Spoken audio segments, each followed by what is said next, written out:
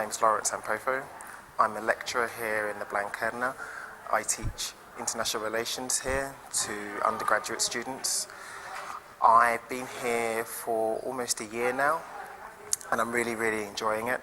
I'm from London originally, and so the other thing I do as well when I'm in Barcelona is that I run my company here, which is it's a research and business intelligence agency called Semantica Research. So, as I was explaining before, I have a double role here in Barcelona. So on the first hand, I'm an international relations lecturer, and with that I'm lecturing essentially the general parts of international relations, and that comes from me doing my PhD in London. On the other hand, I'm an entrepreneur as well. So I have a company called Semantica Research, which is a social data intelligence company. And what that basically means is we provide business intelligence from social media data and internet data. And I run this from Barcelona as well.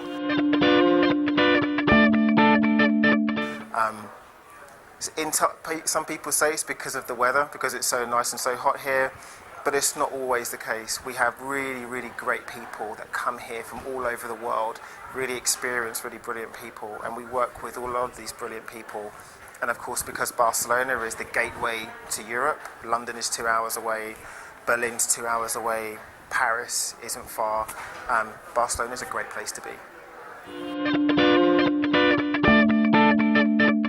One of the things that I found very hard to come to terms with was the fact that a lot of places close down on Sunday. That Sunday actually means a day of rest here, because that's not the case in London or in New York or San Francisco. Like they work all the time.